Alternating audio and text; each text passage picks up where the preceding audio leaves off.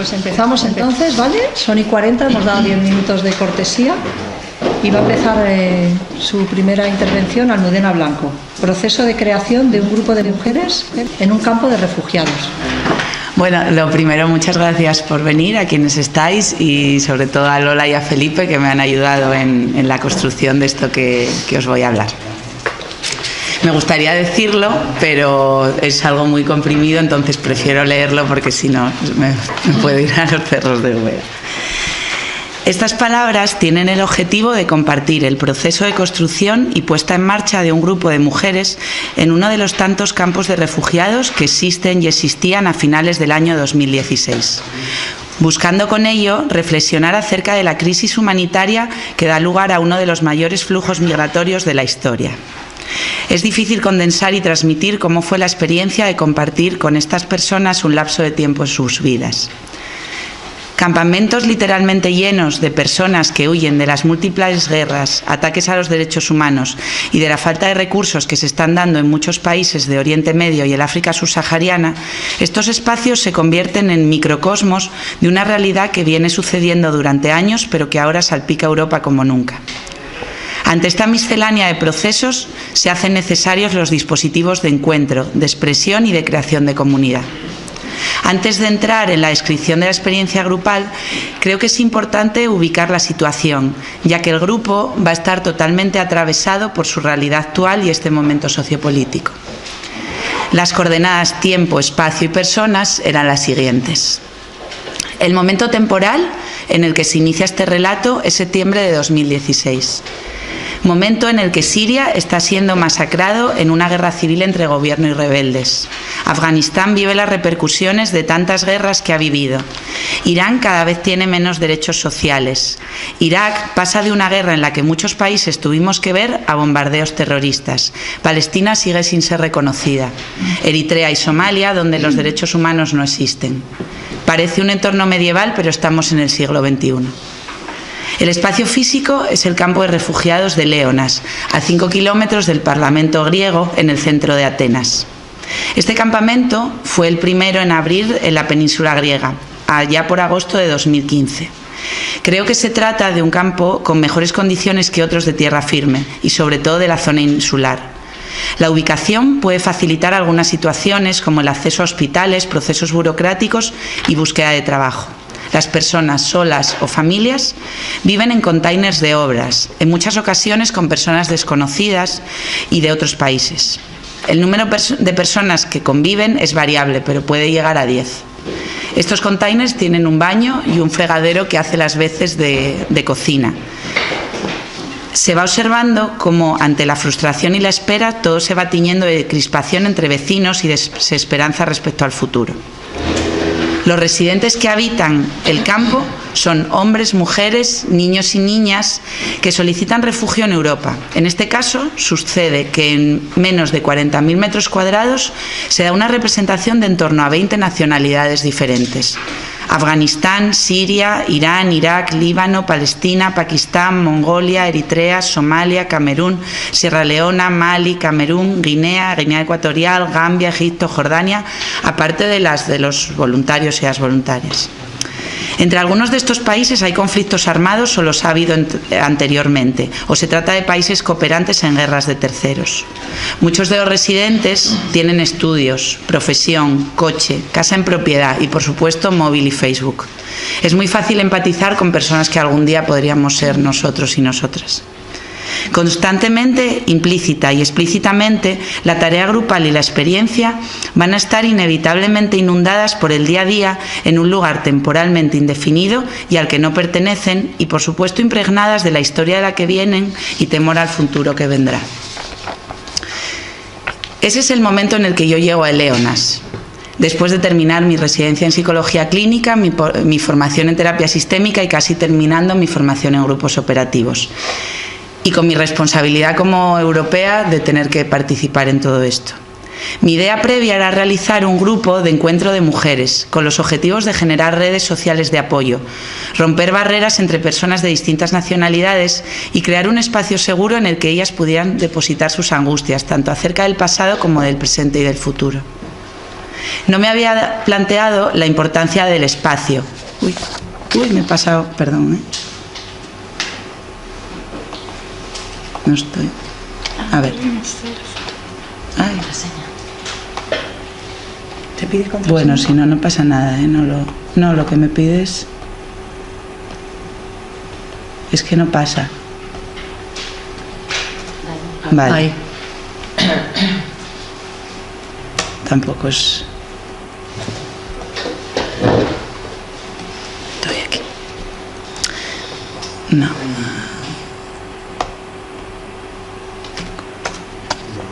Bueno, no importa, porque no se mueve. Bueno, mi idea previa, no me había planteado la importancia del espacio. Pensaba que me encontraría con una sala con puerta como pasa en los centros sociales y sanitarios españoles. No encontré esa sala del primer mundo que me esperaba, sino un espacio sin techo. La puerta era más imaginaria que real y duró pocas semanas. Por supuesto, el ruido y las interrupciones de niños y niñas eran constantes. Me encontré con dos situaciones que podían dificultar el proyecto: el asunto de los idiomas y la asistencia de las mujeres. En relación a las múltiples lenguas, árabe, persa, urdu, francés, inglés, somalí, sin posibilidad de traducción, mi empeño iba dirigido a pensar formas de comunicación paralelas: gestos, música y baile, dibujos, el traductor del móvil. La publicidad de inicio de los encuentros y su continuidad también fue un reto. Ante la falta de efectividad de carteles en distintos idiomas en la cola de reparto de la comida, decidí ir puerta por puerta a todos los containers del campo en repetidas ocasiones. A partir de mis objetivos iniciales se tenían que crear nuevos objetivos posibles ante la realidad de sus necesidades. Para ello, y en este contexto caótico, la construcción, mantenimiento y constancia del encuadre iba a ser muy importante para hacer posible la experiencia grupal. Ese espacio va a estar ahí y no falla. Sabía que el setting tiene la función, entre otras, de contener las emociones y las ansiedades que se ponen en juego dentro de un grupo. En relación al tiempo, en este grupo llamado Women's Self-Expression, en el idioma de las voluntarias, realizábamos siempre los encuentros los lunes y los viernes de 5 a 6:30. La frecuencia estaba pensada para que hubiera el máximo de encuentros posibles antes de que se terminara mi periodo en el campo, sin llegar a ser excesivo. En total eran 13 sesiones en las que yo estaría, pasara lo que pasara, para asegurar la constancia. El lugar era una zona separada físicamente para mujeres. A pesar de las características y falta de cuidado del espacio donde todo iba a suceder, yo procuraba tenerlo limpio para esa hora, con mantas en el suelo y una especie de tela azul en el centro. Como ingrediente para crear un clima más diferente, ameno, el té caliente, las galletas y la música formaban parte del encuadre. Contábamos con un grupo de voluntarios y voluntarias fuera del recinto que intentaban mantener a salvo el espacio de piedras y curiosidad de los niños. Las personas a las que iba dirigido eran mujeres a partir de los 16-18 años. La adultez y las responsabilidades que ésta conlleva comienzan antes en ciertos países y ante ciertas circunstancias que en los países occidentales, donde la adolescencia cada vez tiene un final más tardío. La tarea consistía en encontrarse con otras personas que estaban viviendo situaciones similares con las que compartir su experiencia acerca de la vida cotidiana en el campo, su experiencia migratoria, sus temores, y generar así una red de apoyo. La coordinación-organización era llevada por mí y por alguna otra compañera que se comprometiera a estar de manera estable. Este rol cumplía una función de facilitación, creando la oportunidad de la experiencia, pero el resultado de la tarea o objetivos del grupo sería construido entre todas. En esta experiencia grupal que voy a relatar, era realmente importante que yo tuviera claro el encuadre, ante la multiplicidad de roles y funciones que cumplía dentro del campo. El encuadre genera un campo que pone en marcha algunos movimientos que se van organizando en un tejido de relaciones. También la coordinadora se halla en el interior de este campo, donde emergen los vínculos con las implicaciones que eso conllevaba para mí. Esto era lo constante, lo variable era todo lo demás. Las personas que asistían, tanto residentes como voluntarias, los ruidos externos, lo que hablábamos, las actividades. A partir de aquí me gustaría relatar recortes, escenas vividas dentro de lo que sucedió en el grupo. Aquel grupo se convirtió en un espacio de confluencia de realidades individuales. Estas mujeres traían los relatos históricos de sus familias y sus pueblos y de realidades sociales actuales, el campo, la vida cotidiana, todo atravesado por una situación política e institucional donde el maltrato y la negación de la persona estaban muy presentes. El primer día asistieron en torno a 15 personas. Fue el único día que conté con una traductora que además me observaba extrañada ante todo este despliegue. La asistencia fue variando, mínimo 5, pero por lo general eran más las asistentes. Recuerdo la sexta sesión en la que el espacio se convirtió en una fiesta dancística y aparecieron casi 80 mujeres. Fue muy emocionante, una de las pocas ocasiones en las que se juntaron mujeres de tantos orígenes diferentes. Bailábamos músicas de países diversos, quien no bailaba se divertía charlando y dando palmas. A una señora muy mayor le encantaba cuando escuchaba música tan alta, se acercaba siempre en su silla de ruedas. Las canciones a veces podían ser foco de conflicto, de otro aspecto en el que se materializaba la diversidad. Probablemente existía el temor a confundirse con el todo, sobre todo en circunstancias tan inciertas como aquellas. Quizás su música era uno de los pocos elementos que les daba lugar como personas, que les devolvía la identidad. Siempre llevaba papeles y lápices para dibujar. Tengo algunos de aquellos dibujos que poco tienen de simbólico, ya que representaban claramente la fragmentación de sus familias, la tristeza y la guerra. Llegaban mis últimos días. Me preocupaba porque el proyecto continuara, por cerrar con ellas aquello en lo que había invertido tanto tiempo, energía y emociones. Me enfrenté directamente a la dificultad de una coordinadora ante el fin de un grupo, aunque me recordaba constantemente que ese día llegaría y que el grupo avanzaría hasta donde pudiera. Las autorrevelaciones le daban movimiento al grupo y fomentaban la asistencia a las participantes hasta la experiencia de compartir mutuo. Llegaron las 5 de la tarde, inicio del último encuentro en el que yo estaría. A pesar de que había pensado una super sesión de cierre, pasó algo diferente. Supongo que sería el paso del tiempo, el trabajo tan importante que habían realizado, la experiencia grupal, la mezcla de emociones de la coordinación y la cohesión que se había creado entre ellas. Así, mágicamente, llegó una residente traductora que había mejorado su inglés durante esos meses. Y así pudimos llegar a ese lugar donde el dibujo, el baile y el Google Translator no pueden llegar. Empezamos a hablar de cómo estaban en el campo, de cómo sus boxes eran como una cárcel y lo mucho que agradecían ese espacio que habíamos creado para que ya no haya que llorar solas. Expresaban preocupación por qué sería de sus vidas. Gran parte eran afganas. Algunas estaban embarazadas. Hablaban del temor porque sus hijos nacieran apátridas. En un momento, un niño jugaba con un pale de madera que hacía las veces de puerta. La estructura se cayó haciendo un gran estruendo. Otra de ellas, embarazada y con un problema de corazón, dio un sobresalto y todas nos asustamos mucho.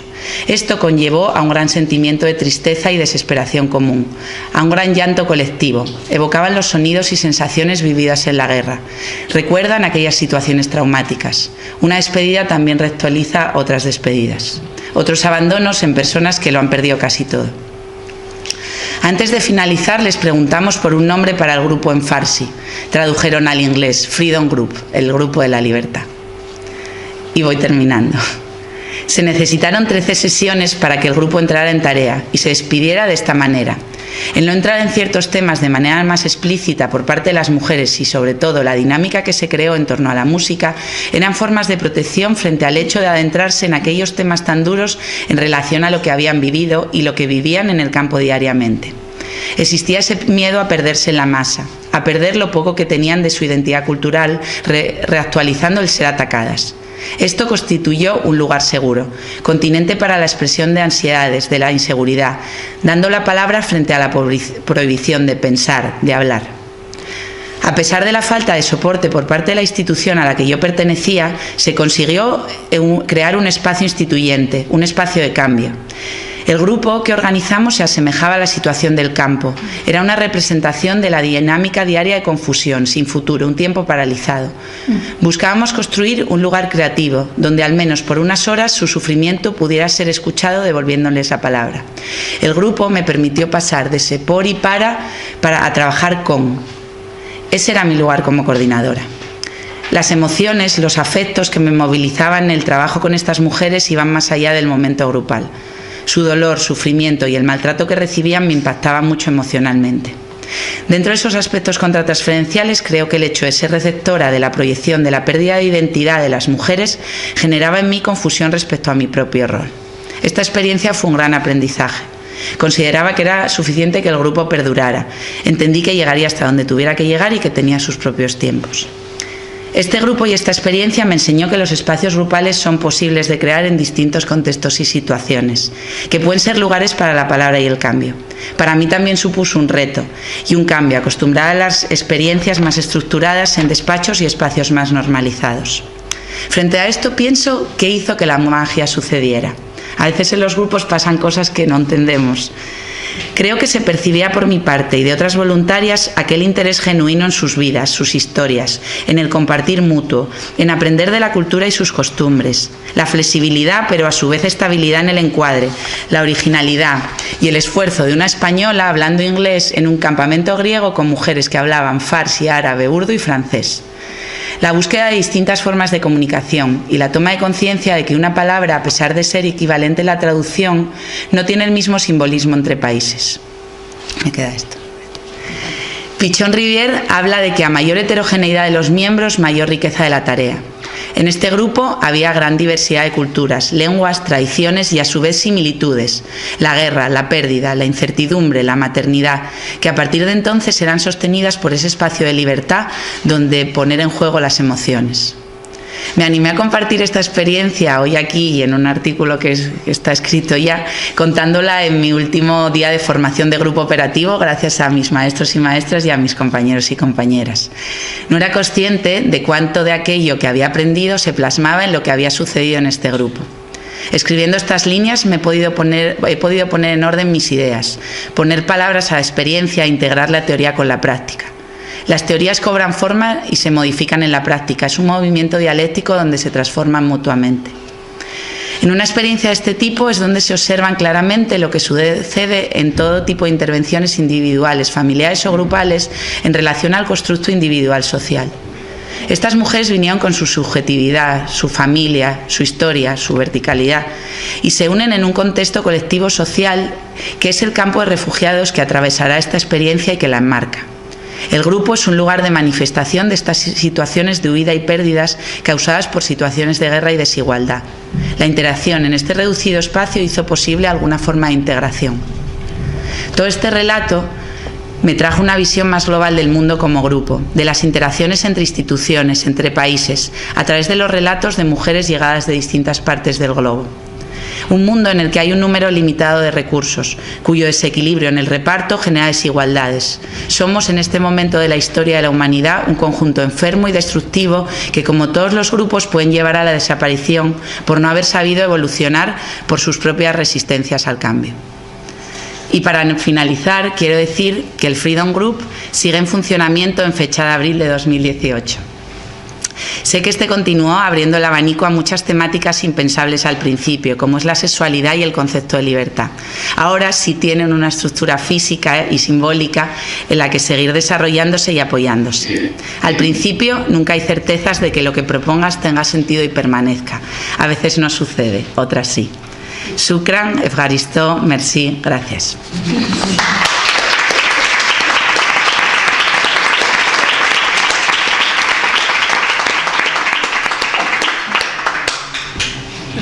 Bueno, muchas gracias.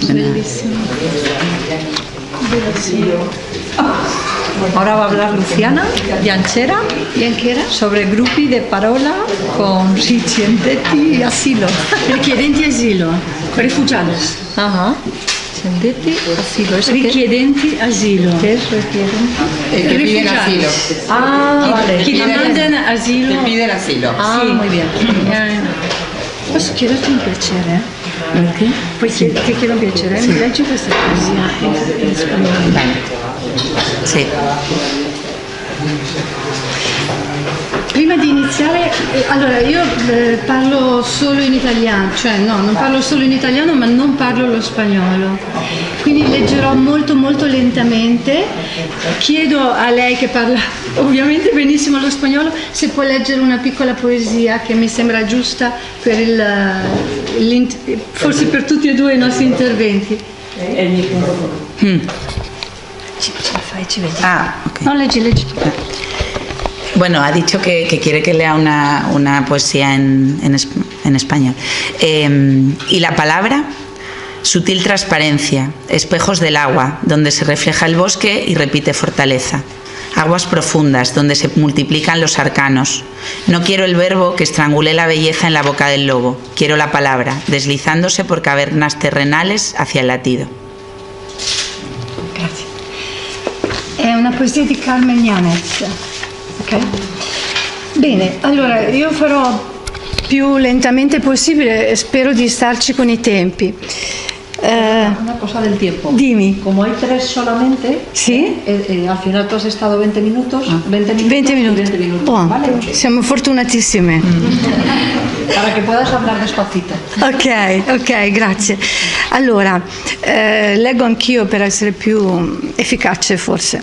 Allora, questo piccolo contributo al congresso, per quanto mi riguarda, è collegato a quello che avevo portato 2 anni fa a Rimini, in cui cercavo di trattare, di esplorare l'applicazione della psicanalisi operativa non solo ai gruppi terapeutici, ai gruppi pedagogici, ma alla istituzione.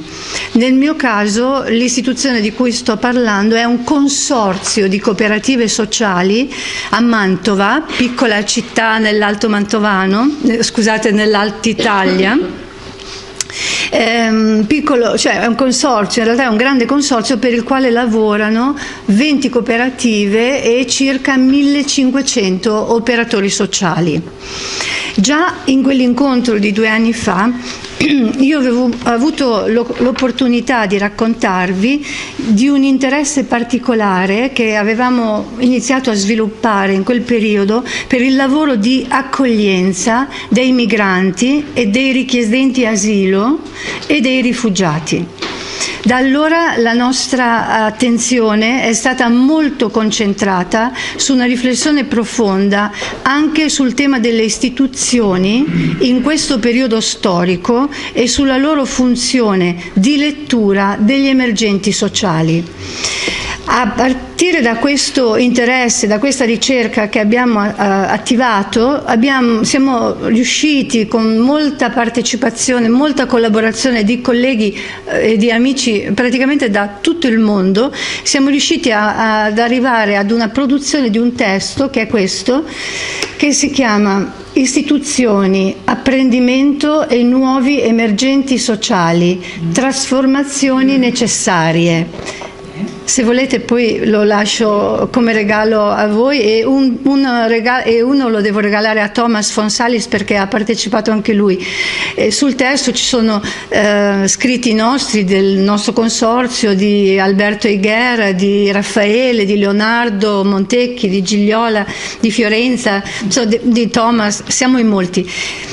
Allora, una cosa che volevo portare con voi stamattina e che mi è sembrata molto forte anche ieri, fin dall'inizio della mattinata, è che sentiamo di non poter assolutamente abbassare la guardia su questi temi delle istituzioni e di che cosa dovrebbero o potrebbero fare le istituzioni. Lo podemos pensar con otras. Storico, e noi stiamo lavorando su alcune domande particolari dentro il nostro consorzio che sono molto semplici ma se volete anche molto difficili. Qual è il ruolo delle istituzioni in questo momento e in particolare delle istituzioni della cura? Qual è il rapporto tra le istituzioni e le politiche sociali in questo tempo? In che modo allora la psicanalisi operativa e il gruppo e i gruppi possono sostenere il processo di pensiero e mantenersi come una funzione di collegamento forte e cosciente tra soggetti e comunità.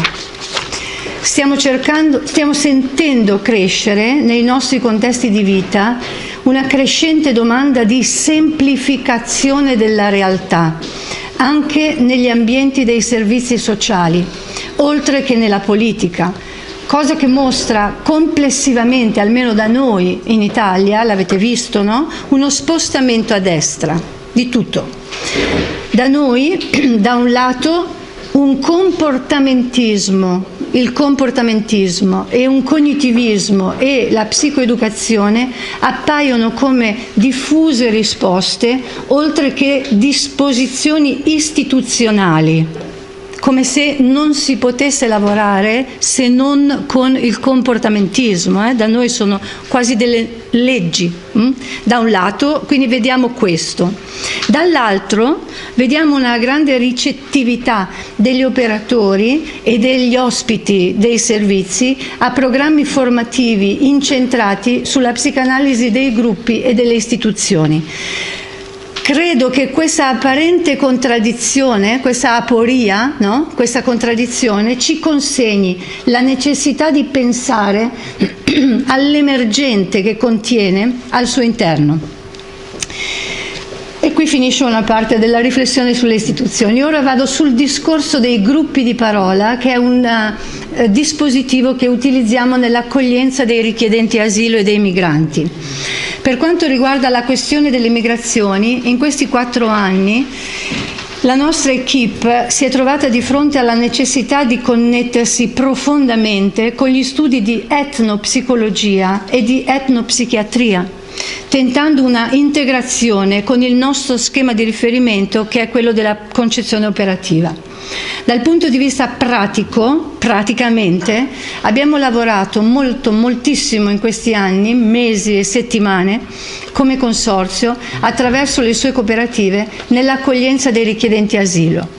Abbiamo investito moltissima energia nelle pratiche e nel pensiero sull'accoglienza.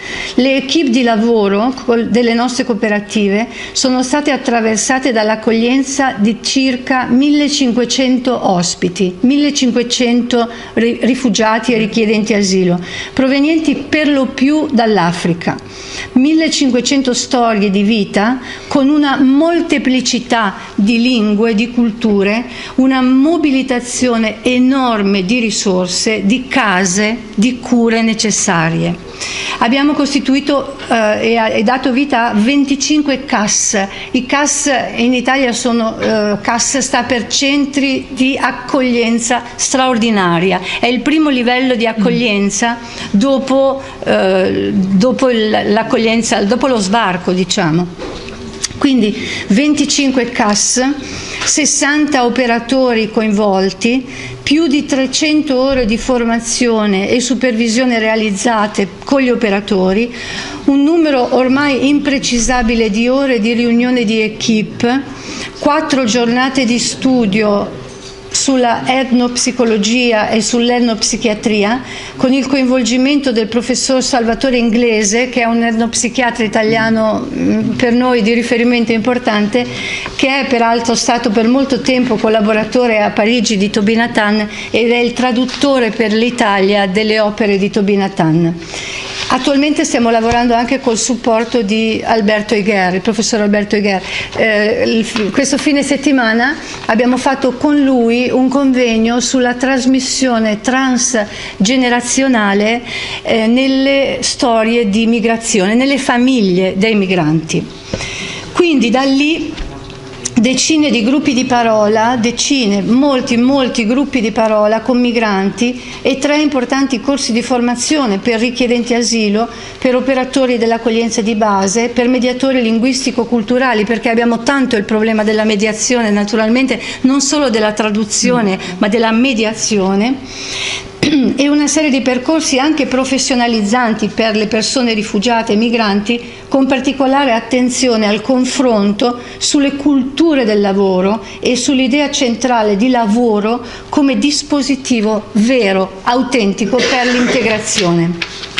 Quindi sostegno psicologico, casa, lavoro, salute, trasmissione di informazioni, facilitazione della conoscenza del contesto hanno rappresentato gli oggetti dell'attenzione per il supporto delle persone in accoglienza, con una particolare cura delle differenze tra accoglienza, come dicevi tu, di uomini adulti, donne con bambini, famiglie e minori non accompagnati, perché è diverso, è diverso. Scusatemi se vi do tutti questi numeri, do un po' i numeri, no? Ma credo che sia importante per collocare il fenomeno all'interno di una piccola città come Mantova e di una organizzazione come Solco, come il nostro consorzio, che gestisce nel complesso 5.000 utenti, quindi 1.500 di questi 5.000 utenti sono richiedenti asilo, quindi è un numero molto elevato, una proporzione molto elevata. Quindi possiamo dire sostanzialmente che le migrazioni ci stanno numericamente e culturalmente cambiando, ci hanno portato alla necessità di un nuovo ascolto e alla ricerca di nuove tecniche e metodi di lavoro che prima non conoscevamo, non avevamo. Credo che tra le altre cose ci abbia costretto la migrazione a fare due grandi movimenti che ora cerco di spiegare. Riuscite a seguirmi così in italiano? Sì? Veramente? Sì. Wow! Anche voi italiani? Grazie, è fantastico. Un po' difficile per me farli molto. Sì, ti richiederesti una velocità maggiore. Cerco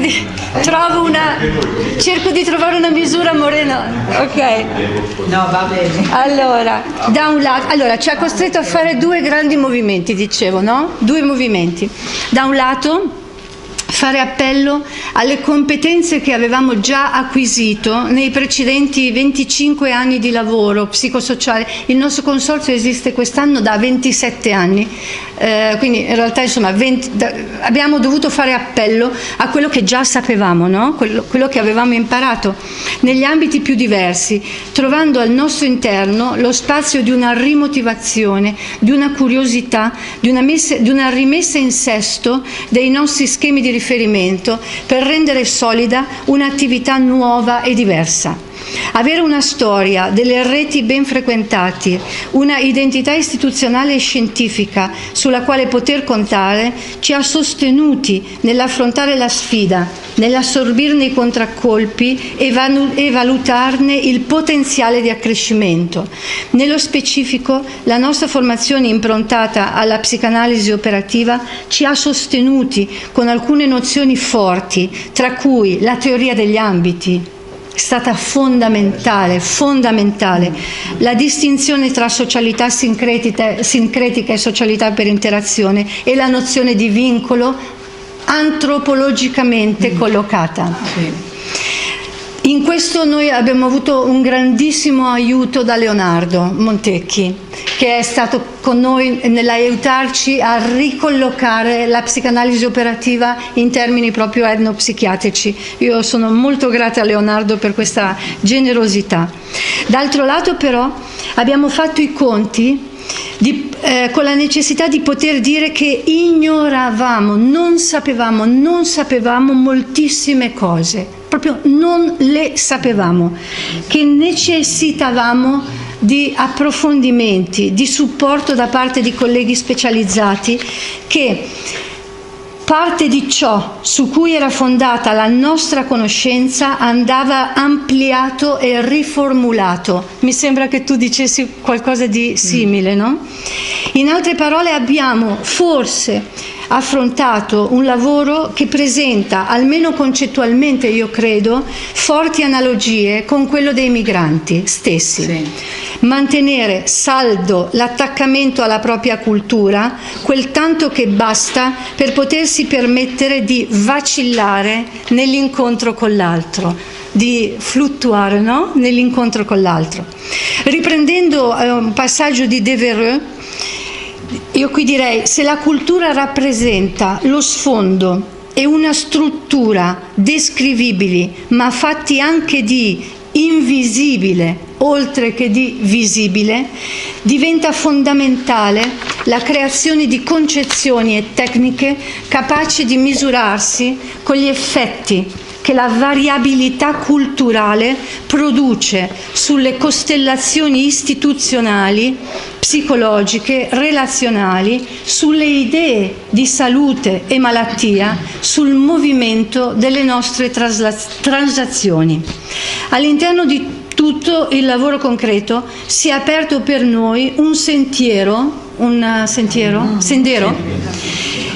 in cui molti di noi, io in parte, ma molti dei miei grandissimi colleghi, bravissimi colleghi, sono diventati, non senza subire una fascinazione forte e un'altrettanto intensa emozione, frequentatori di mondi multipli, abitati anche da presenze invisibili e, come direbbe Tobi Nathan, in ascolto delle voci e degli insegnamenti che in materia di cura provengono dagli antenati, dai feticci e dagli spiriti.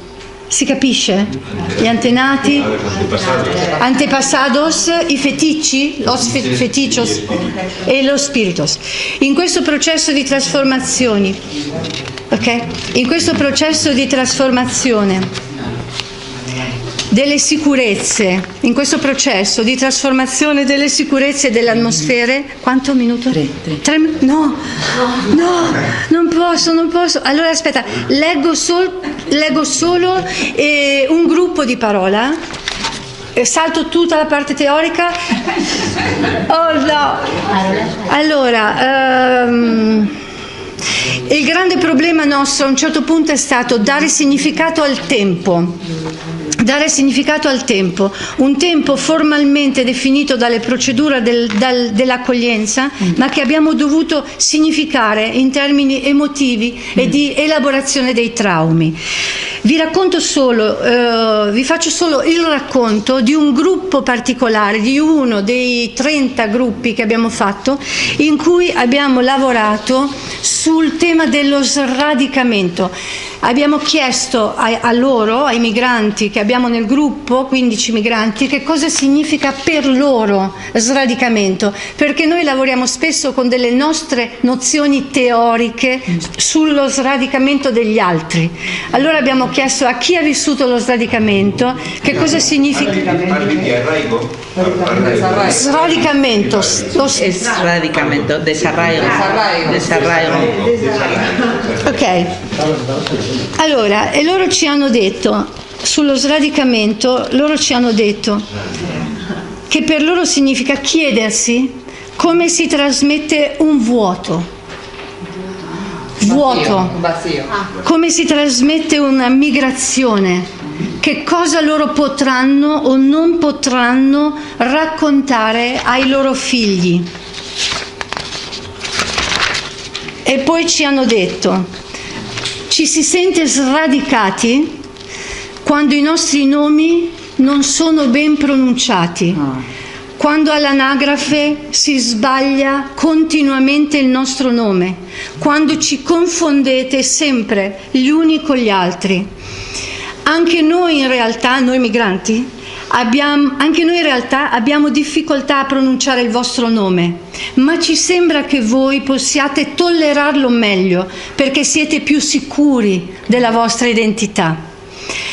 Il nome per noi, loro parole, il nome per noi è l'origine, è il nome del Padre e ha un profondo ancoraggio con l'identità. Spesso il nome è tutto quello che ci resta. Sradicamento è solitudine e nostalgia, è diventare coscienti di essere mancanti di una parte centrale, quella che ti sostiene e ti sorregge, quella che contiene il tuo pensiero e le tue emozioni. Sradicamento è sentire che ti rimane solo la spiritualità, ma non è tanto facile rimetterti in contatto con la spiritualità perché tutto si blocca, la lingua, le emozioni e il corpo. Sradicamento è cercare alberi, fiumi, terra e non trovarli più. È trovare qualcos'altro al suo posto, qualcosa che però non conosci bene e ti fa sentire spaventato e disorientato. Sradicamento è soprattutto, sopra ogni altra cosa e in ogni situazione, essere un nero, soltanto un nero a volte. L'esperienza più terribile legata allo sradicamento è aver vissuto situazioni tragiche e non essere più creduti. Dover dimostrare ogni volta una verità e a un certo punto essere confusi noi stessi sulla verità. La cosa peggiore dello sradicamento però è viverlo in solitudine. Ecco perché questi gruppi, il gruppo è un grande rimedio per combattere questo dolore. I fratelli ti sostengono e la cosa bellissima è che voi, qui parlavano di noi, siete adesso i nostri fratelli. Lo sradicamento è paura di non avere la cittadinanza, di perdere tutte le speranze, di avere parole e concetti che non sono compresi e che a volte fanno paura. Sradicamento, questa è bellissima, è sentirsi come pipistrelli. Pipistrelli, sapete, i pipistrelli sono gli uccelli che sono metà topo e metà uccelli. È una parola animali è come mitica. No, sono uccelli, i pipistrelli sono animali che sono metà topi e metà uccelli, ok.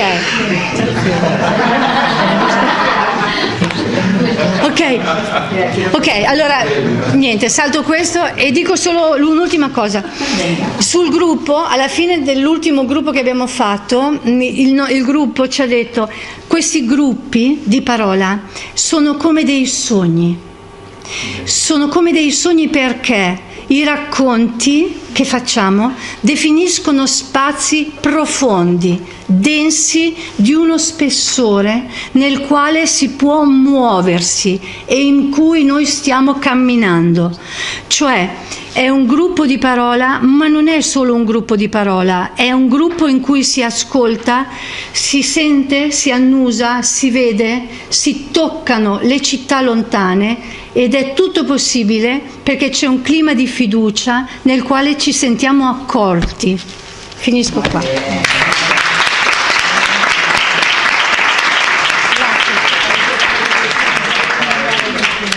Grazie. Bueno, pues la tercera intervención es la de Claudia López, que nos va a hablar entre el encierro de los pacientes y el de los profesionales, las prácticas y los equipos, el trabajo vivo en acto.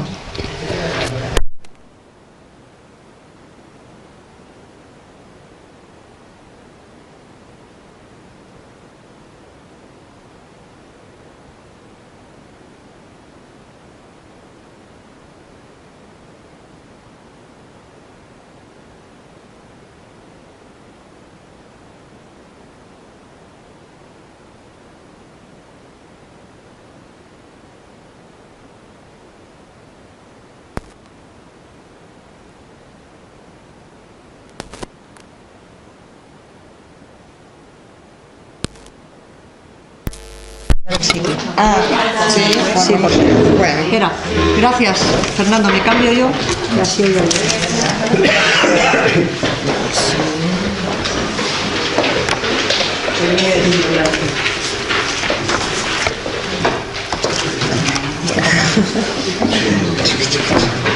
La disposición. Está mi botella, ¿no? No, bueno, es lo mismo. Sí. Bueno.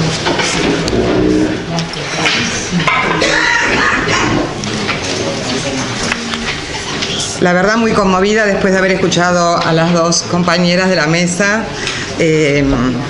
con trabajos con tanto compromiso y con tanto entusiasmo, ¿no? ¿Se escucha bien? Sí. La hoja que repartí en realidad no es para seguirla detenidamente, sino que es una síntesis de algunos de los conceptos, digamos, que fui trabajando y que me gusta repartirlo porque me parece que puede ser una herramienta de trabajo sobre la cual se pueden seguir ampliando categorías, ¿no?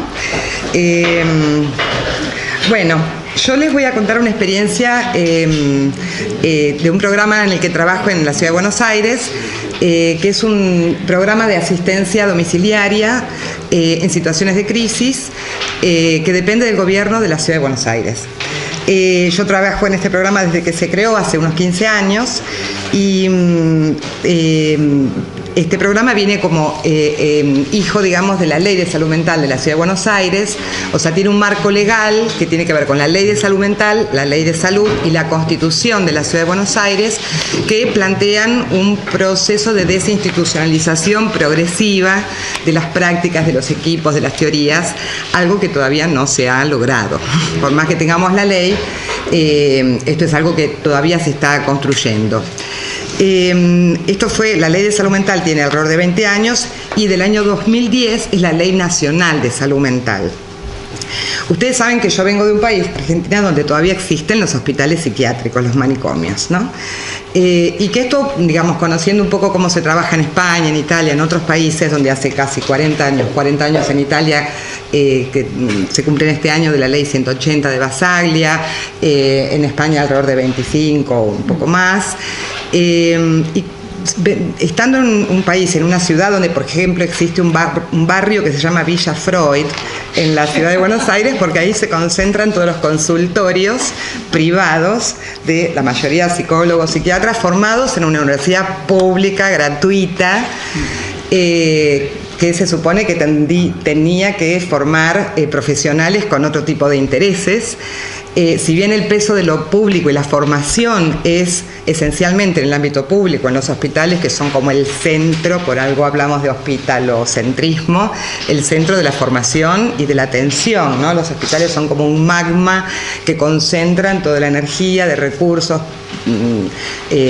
monetarios, profesionales, y también de la formación. Con lo cual, cuando la gente de mi generación, digamos, que yo me recibí hace más de 30 años, empezamos a participar de actividades por fuera de los hospitales. Por ejemplo, yo también trabajo hace muchos años, hace casi 30 años, en un centro de atención primaria, allá lo llamamos CESAC, que es Centro de Salud y Acción Comunitaria, que son interdisciplinarios.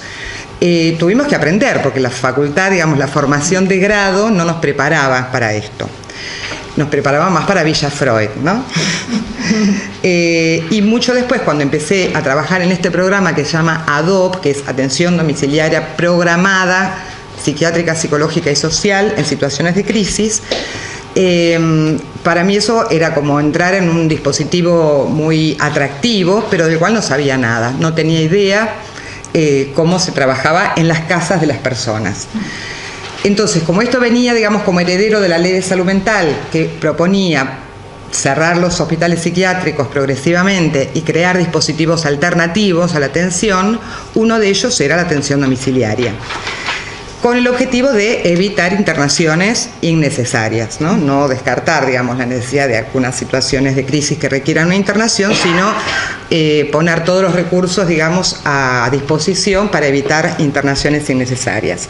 Así fue como se crearon equipos. En su origen, cuando empezamos hace 15 años, eran equipos de enfermero, trabajador social, psiquiatra y psicólogo.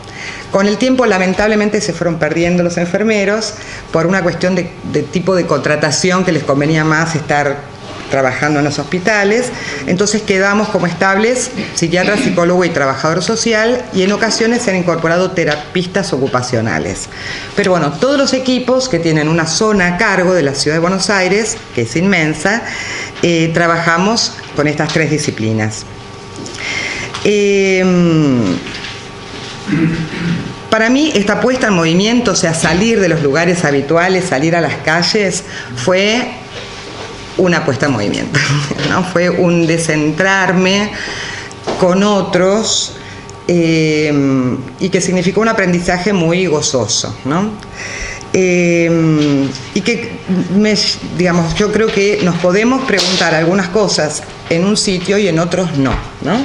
Hay condiciones que se tienen que generar para que las personas nos podamos hacer ciertas preguntas. Esto vale tanto para los que estamos trabajando como, por supuesto, para las personas a las que asistimos y a las que acompañamos, que son las personas con los trastornos mentales más severos, ¿no?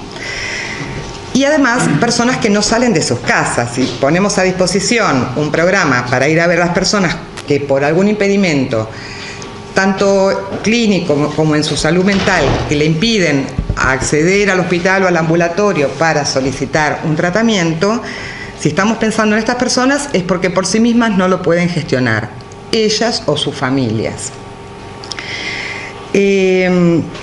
Entonces, a poco de salir y empezar a entrar en las casas de las personas, nos fuimos encontrando con situaciones que significaron como un universo desconocido. Nos encontrábamos muchas veces con personas que estaban metidas en sus casas, aisladas, encerradas.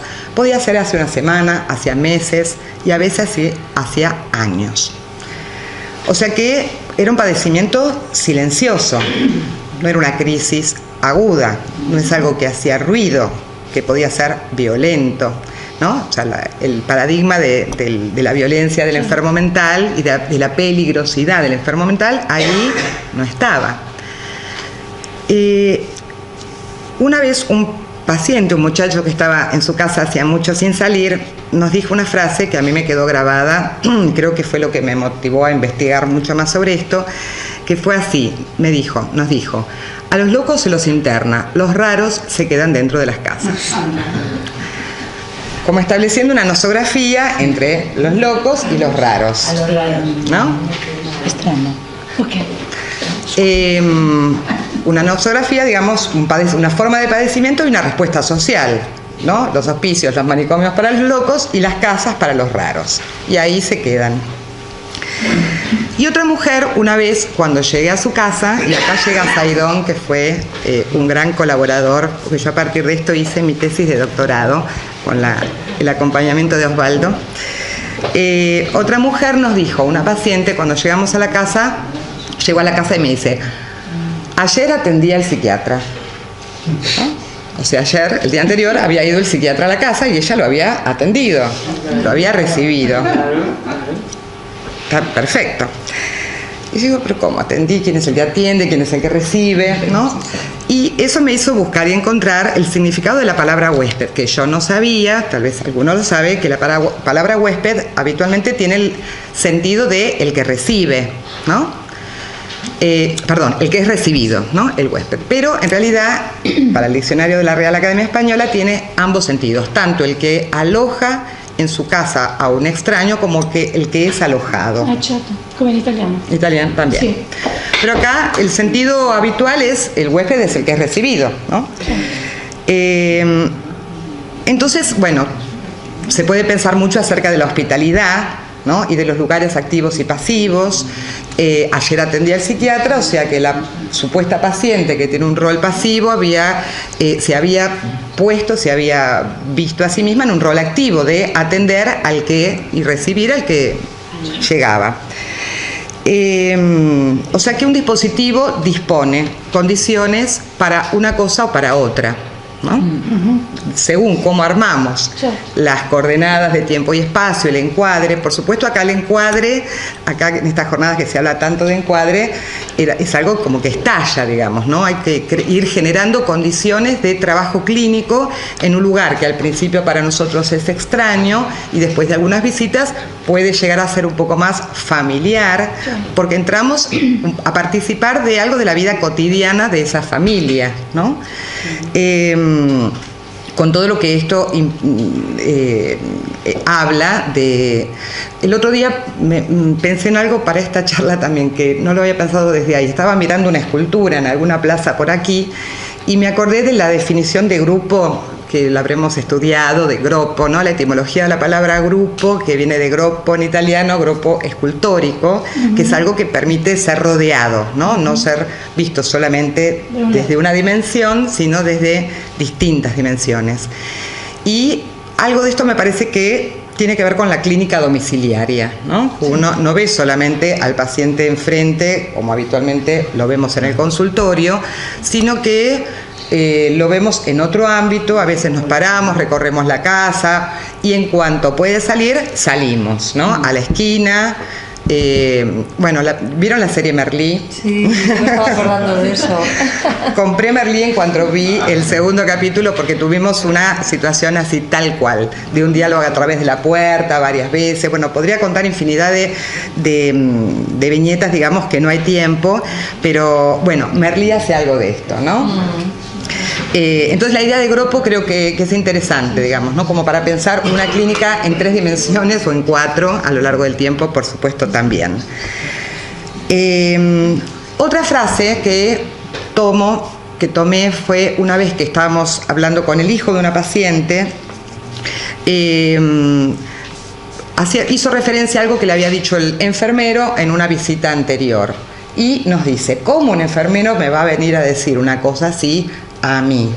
¿No? Como jerarquizando, cuestionando la palabra del enfermero, que él sabe que en la pirámide vertical, digamos, en la jerarquía de las profesiones, es el eslabón más lábil, digamos, intentando como producir una brecha también en el equipo, ¿no? A ver si nosotros entrábamos en esa crítica y además de acordar con lo que había dicho el enfermero, fue necesario como decir, a ver, acá todos somos iguales, ¿no? La palabra de todos vale lo mismo. Y yo creo que al afirmar esto también nos dimos cuenta, que por ahí no lo habíamos pensado antes, ¿no? Pero al afirmarlo frente a otros, en esa sola frase estamos hablando de cómo pensamos las relaciones de poder, las diferencias que pueden ser relaciones de poder o no, pero también que pueden no implicar jerarquías. Y esto para pensar y tratar la enfermedad mental, el padecimiento mental, también es importante, ¿no? Porque como hay cosas que se transmiten, pensando en lo que ustedes también decían sobre las mediaciones lingüísticas, ¿no? Y que sabemos que se dice mucho más a veces con los gestos, con el modo de entrar, con el modo de presentarse, que con lo que se dice, ¿no? Porque si nosotros hubiéramos dicho, no, lo que dijo el enfermero está todo bien, pero eso se percibe también, ¿no? Y esto, para pensar la enfermedad mental, donde también el enfermo mental ocupa la persona que es asignada con la categoría de enfermo mental o designada como aquel que padece más dentro de una familia, suele tener también un lugar con otra jerarquía, ¿no? Con otro poder. Entonces, estoy contando tanto lo que implicó descubrir lo que es la clínica domiciliaria e inventarla para nosotros, y al mismo tiempo lo que significó encontrarnos con lo que yo llamé los pequeños encierros, ¿no? Pequeños encierro, ¿cómo traducir al italiano? Chiudere, cerrar. Dentro. Personas encerradas. Okay. Encerradas, aisladas, retiradas, marginadas. Hay también, uno puede... Piccolo manicomio. Porque un poco también la hipótesis con la que yo estaba trabajando a partir de entrar en contacto con estas situaciones, donde las familias además se iban como acostumbrando. Creo que cualquiera de nosotros puede conocer situaciones más o menos locas, más o menos enfermas, más o menos solitarias, más o menos agudas, donde vemos personas que las familias van como acostumbrándose a acoger, ¿no? ¿no? Acostumbrándose a algo de la vergüenza o el estigma que también puede jugar, ¿no? Que siempre está presente en el padecimiento mental. Y bueno, si es medio raro, si no sale, si no puede, lo tenemos acá, ¿no? Y lo mantenemos acá. Entonces eso me hizo trabajar un poco con la hipótesis de si podíamos, o sea, la pregunta acerca de si podíamos pensar que la lógica manicomial no solamente se juega en los grandes manicomios, sino que las familias a veces, o sea, la sociedad produce y reproduce estas formas de relación con sí mismo, con lo más próximo, con el mundo. El paradigma es el gran encierro, ya conceptualizado por Foucault, ¿no? Y que todo lo tenemos a partir de esto, y no solamente, bueno, del manicomio, sino de otras instituciones también. Como decía ella, no bajar la guardia respecto a las instituciones, habías dicho vos. Eso los conocemos. Lo que me parece que no está tan pensado es estos pequeños encierros que pueden o no, en general sí, reproducir algo de esta lógica manicomial, ¿no? Lo podemos pensar con otras lógicas también, esa es como la más próxima y además está cercana a la locura, ¿no? Y a la respuesta social. Esto que el flaco este decía, a los raros se los deja dentro de las casas.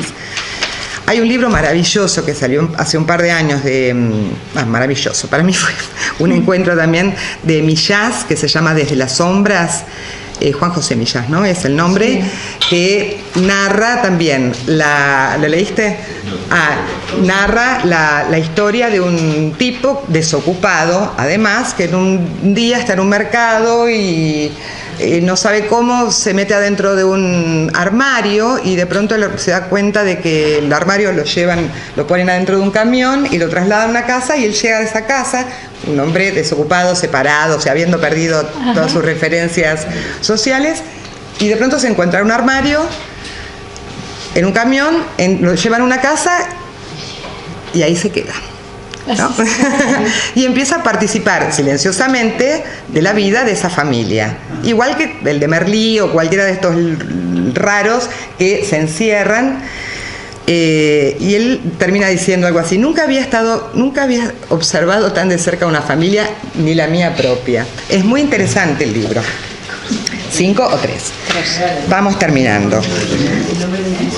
Hay un par de conceptos que tomé de Benedetto Sarraceno, que es muy interesante, cuando él habla de el concepto de brecha de tratamiento, ¿no? Que son aquellas personas que requieren recibir cuidados, tratamiento, y no acceden a ello.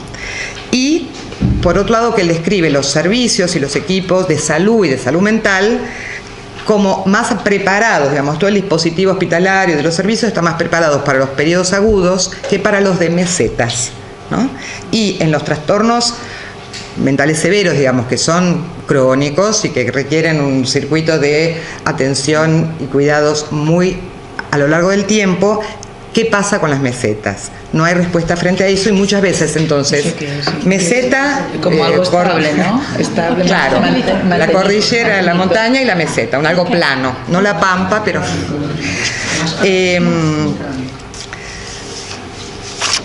bueno, como conclusiones, un par de conclusiones para finalizar. Entendemos que los procesos de desinstitucionalización son recorridos accidentados, no lineales, y que buscan intersticios por donde avanzar. Si bien hay una constitución y distintas leyes que lo sustentan, muchas de estas experiencias, fruto de varios colectivos que trabajan para ello, son aún aisladas. Las experiencias innovadoras en el campo de la salud y la salud mental se dan en ocasiones con el viento de las políticas públicas a favor, pero muchas veces sin ese apoyo y aún en ámbitos políticamente hostiles. Más que de políticas de desinstitucionalización definidas, habría una tolerancia a la existencia de algunos dispositivos, en tanto no cuestionen demasiado las lógicas existentes o no las pongan a prueba, sin terminar de legitimarlos y sin brindarles los recursos necesarios. En nuestro caso trabajamos con contratos muy precarizados, y un dato interesante es que en la Ciudad de Buenos Aires en estos 15 años hubo 12 directores de salud mental, cambian casi uno por año, con lo cual hay que volver a empezar a contar de qué se trata, porque por supuesto este dispositivo es algo que no les interesa, pero se lo deja pasar, ¿no? Y por supuesto esta resistencia, que es más política e institucional, está más dada a este nivel que con los usuarios, que toman el dispositivo como algo que es un lujo, ¿no? Gratuito, y algo que ni la medicina prepaga ni las obras sociales brindan. Un equipo interdisciplinario que vaya durante 2 meses en general, pero si hace falta más tiempo también, a brindar una intervención compleja para esa situación compleja.